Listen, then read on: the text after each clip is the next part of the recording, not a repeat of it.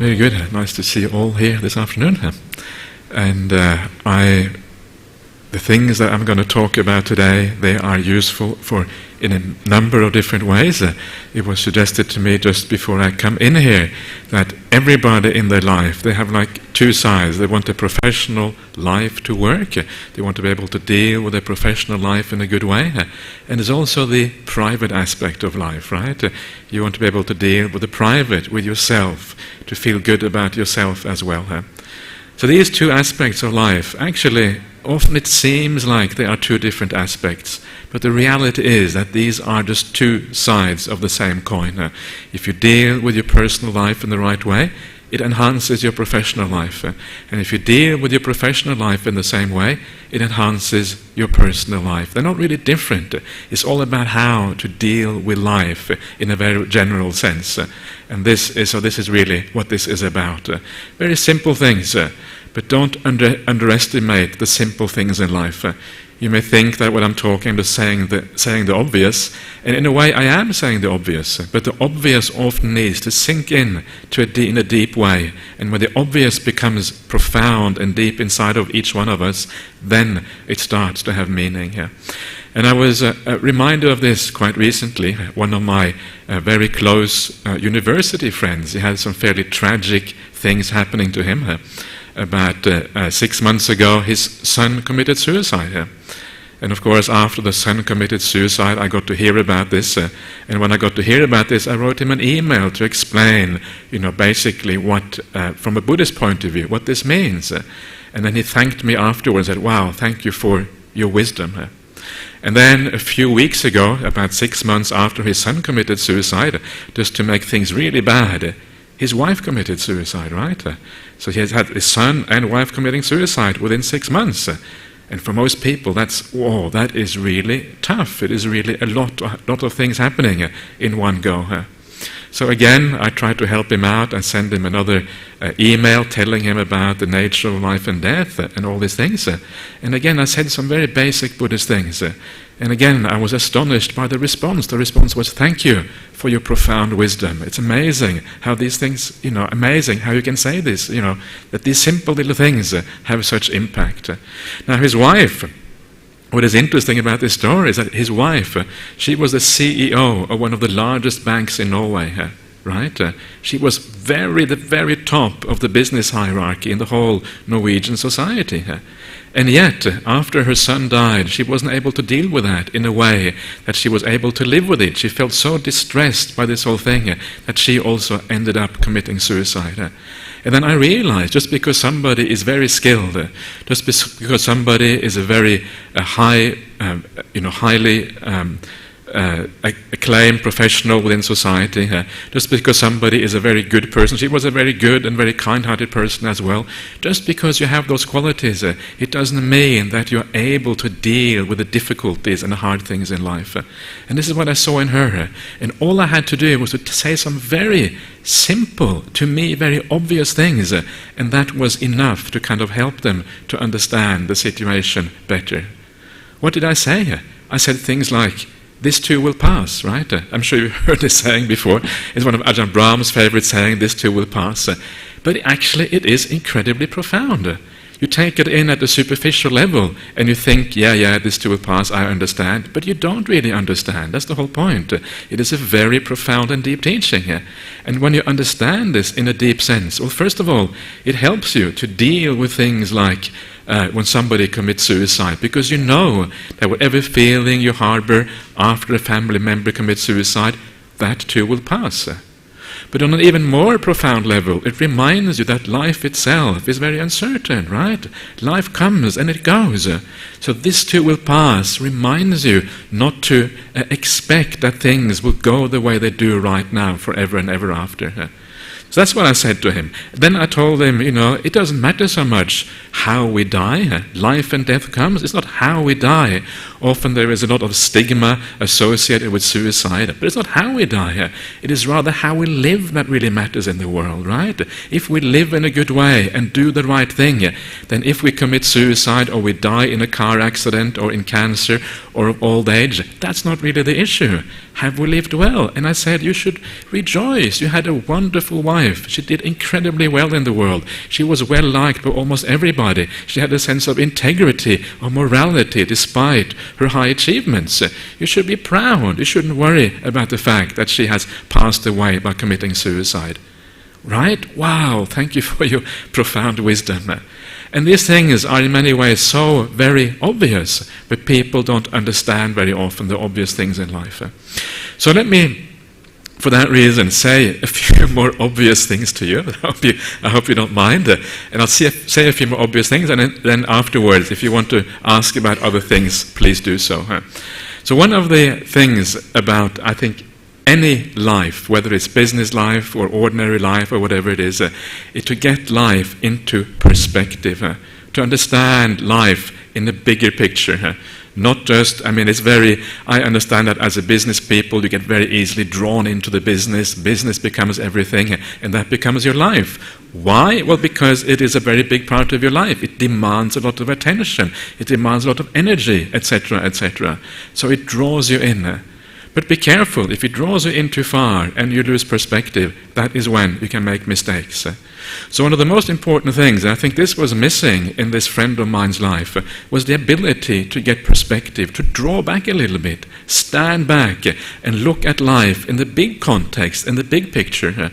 And when you see the big picture, and you remind yourself of the big picture, perhaps every single day of your life, then it becomes much easier to do what is right, both in business life and also in your private life. So what do I mean by the big picture? And what I mean by the big picture is that life is a very limited thing. It's very fleeting. We come into this world, we don't know when our time is up, right? So what I mean by perspective is the contemplation of death. Remember, you're going to die, right? I try to tell myself this as much as I can. I too am going to die. It's a very, very powerful contemplation. Suddenly, if you remember that you're going to die, then everything you do, every decision you make is made in that context. You know you're going to die. If you're going to die, let's say that you know that in a week's time you're going to die. Let's say that, or even more closely, like say you know tomorrow you're going to die. What does that mean for your behavior? How are you going to behave as a consequence? And when I look into myself and I ask myself, what will I do if I know I'm going to die? The Buddha said, ideally on your next breath, right? But that's very hard to imagine. But say tomorrow or in a week's time, or whatever you're able to do, what does that do to you? Are you going to start an argument with other people as easily? Are you going to desire the things of this world? What's going to happen in your mind if you remember that you're going to die? And what happens, and this is something you can try for yourself, what happens is that you tend to become more peaceful, right? You tend to become less interested in the things of this world. And when you become less interested in things of this world, you have less attachment, you have less desire, you have less anger and irritation of the things going around you. You get more clarity, right? You get clarity because you understand what is really important in life, what really matters. You can stand back and you can say, wow, now I understand what is important in life. And then you can make decisions which are much clearer, both for yourself privately, but even, as it happens, also for your business or whatever it is that you are doing. So this idea of death, of just reminding yourself that you're going to die, is actually something extraordinarily powerful.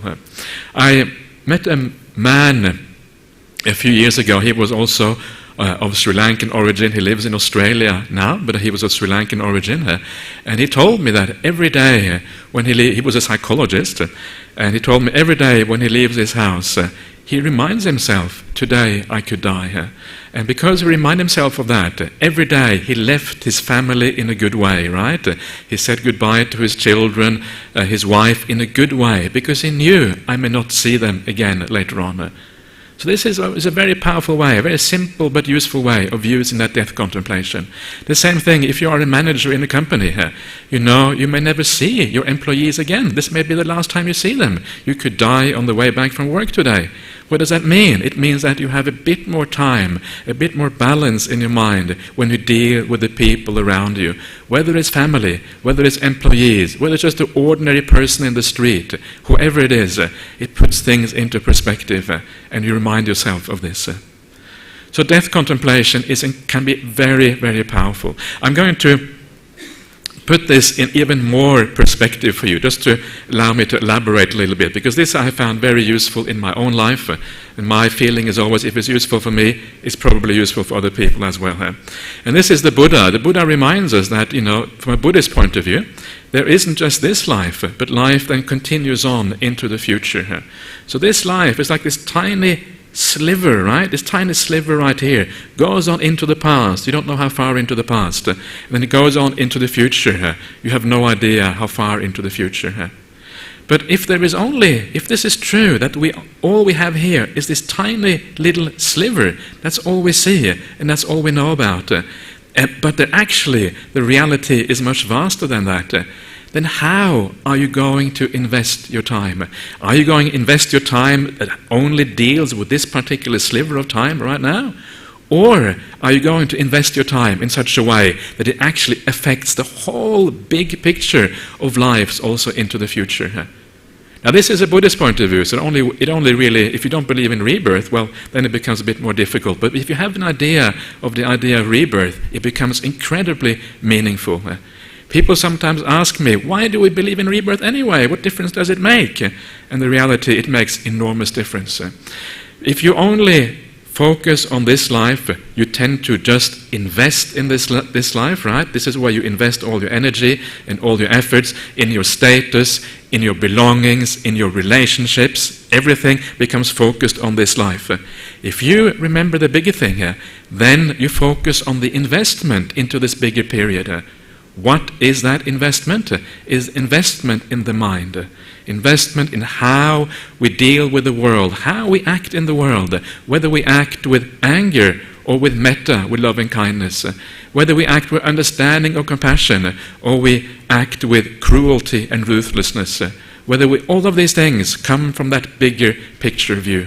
If you have the bigger picture view, it changes how you invest your time.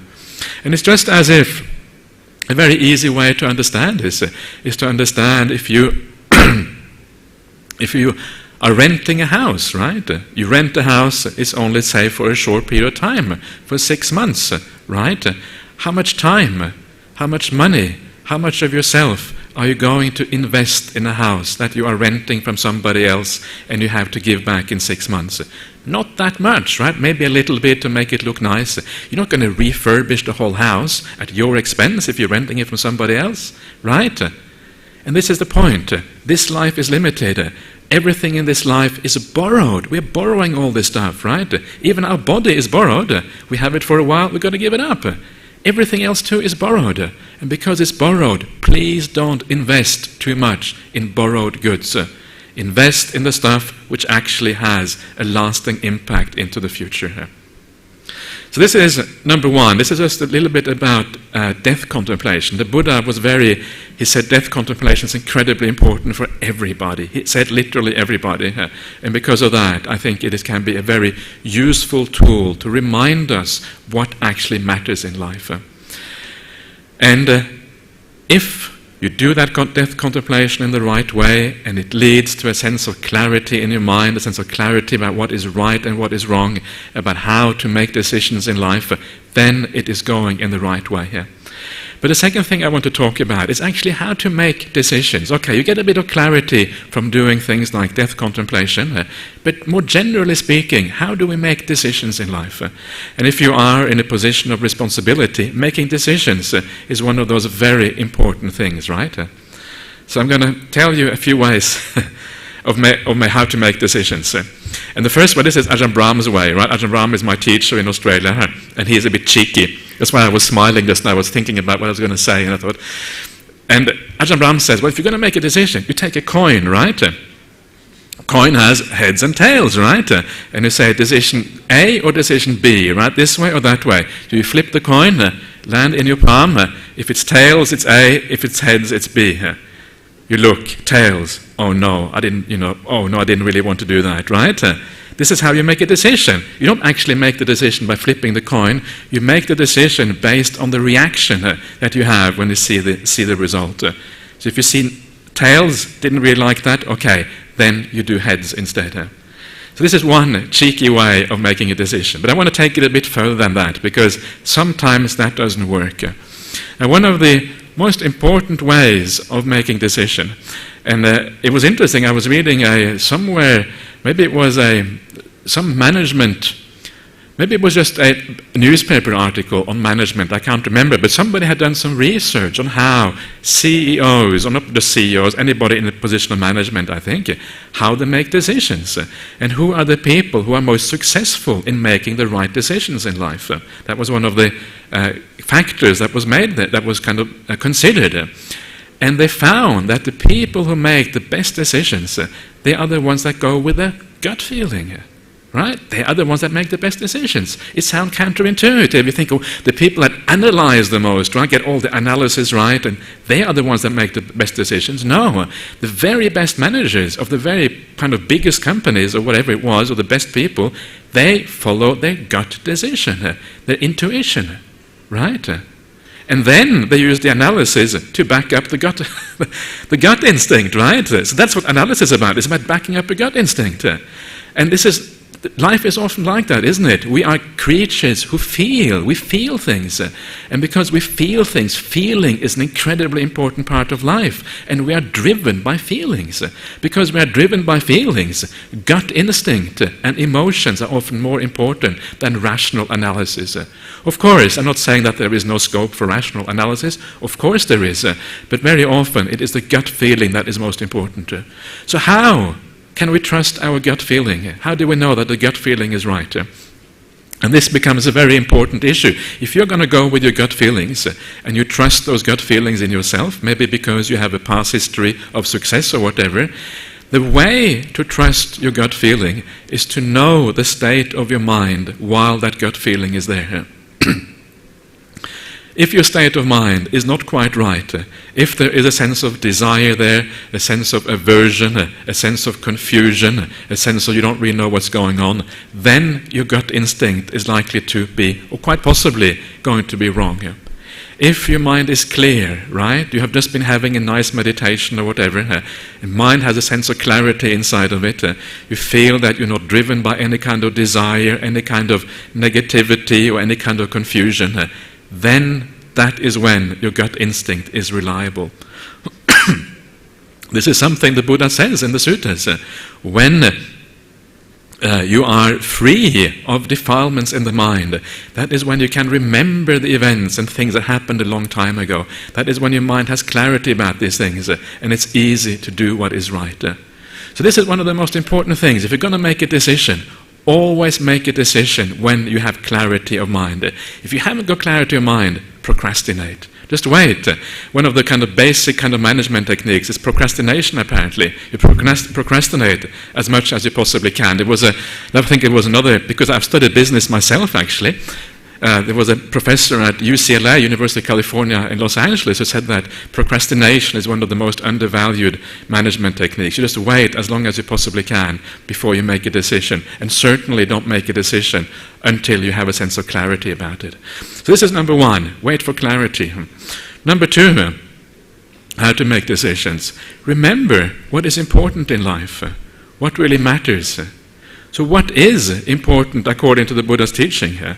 And what is important according to the Buddha's teaching is that we are improving in good qualities and going down in bad qualities, right?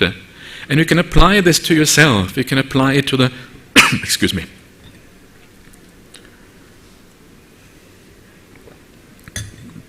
You can apply it to the people around you. What is it that in the long run is going to lead to an improvement in the good qualities? But apply it especially to yourself, because remind yourself what is really important in life. What is important in life is how I was talking about before, right? When you die and you look back upon your life, what is it that you're going to remember? What you're going to remember is how you acted, what kind of person you were, whether you had a sense of kindness in the world, whether you had a sense of understanding of the people around you, whether you were a peaceful and good-hearted person. This is what you're going to die on your death. This is what you're going to remember on your deathbed. This is what matters. So if you think about this now when you make a decision so that you know that this decision in the long run is going to lead to more positive states inside of you and less negative states. And then you're building up a sense of a personality and a person and habits in your life that actually lead to something that you will feel very good about when eventually you have to pass away from this life. It's a very powerful technique. I use this all the time when I decide what I'm going to do. Should I travel to Sri Lanka or not? It's not obvious whether I should do that, but then I consult with other people or whatever, and I ask, should I undertake this? And then I look inside myself, will it lead to an improvement in my good qualities and a reduction in the bad ones? And the answer is, well, if I do it in the right way, if I do it with a sense of kindness and compassion, with the idea of doing service to other people, yes, it will lead to good states and a decline in the bad ones. So you do that. When I decide whether I'm going to stay in this monastery or that monastery, when I decide whether I'm going to be a Buddhist or not, right? Am I going to be a Buddhist? Am I going to be something else? The decision is based on the idea it's going to be for an improvement in my good qualities and a decline in the bad ones. And everything in life can be based on that very simple decision. So that's how I make decisions in my life. So keep these things in mind, right? Tossing the coin, number one, can be very, very handy if you're in a hurry or whatever. Number two, remember the clarity of the mind, and remember that what really matters in life, the improvement of your personal qualities. So that is how we can actually deal with these things. But to actually achieve that clarity of mind, to be able to have enough clarity, to be able to see what is right, and to trust your gut feeling, there are a few other things that you can do to help you with that. And one of those things is to remember, you can always use a little bit of meditation in life. It doesn't mean that you have to kind of sit down for hours every day. I'm absolutely sure many of you are very, very busy as you are. You don't actually have time for that. But even if you just sit a little bit, and I'm sure you noticed that before, just by sitting back for 10 minutes, even if your mind is rushing around, right? Even if you're thinking about all kind of stuff, still you feel more peaceful afterwards than you felt when you started out. So just a little bit of meditation, just to allow yourself to kind of put the brakes on a little bit, not allow the mind to kind of spin out of control quite so much, can often be enough to give you that little bit of extra clarity to make sure that you actually make better decisions in ordinary life. And I've heard some beautiful stories. I mean, often you have to decide yourself what is the best way for doing this. I don't really, as a monk, my schedule is obviously very different from yours. But I've heard many stories of how people do this. And one of the techniques is every hour, you sit down and you close your eyes for 1 or 2 minutes, and all you do is just allow everything just to kind of become more peaceful within 1 or 2 minutes every hour, right? Just to calm yourself a little bit down, so you get a little bit more clarity, especially if you feel that things are kind of, you're getting a little bit stressed or you're getting a bit restless or whatever, then it's always a very good time to do that. That is one way of calming things down. Another way, this is a more radical solution, right? This was apparently a lawyer in London. Ajahn Brahmali told me this story. Maybe you heard this one before. He said there was a lawyer in London, and he had this one cupboard in the room, in his lawyer's room, right? His cupboard against the wall, and nobody really knew what it was for, right? It was just kind of sitting there. He never really seemed to go in there. But this cupboard was a cupboard where he would meditate. So every day, what he would do in the middle of the day sometime, he had a certain period, half an hour or whatever it was, I think it was about half an hour, and he would get into this cupboard, right, probably in his suit and everything, get into this cupboard.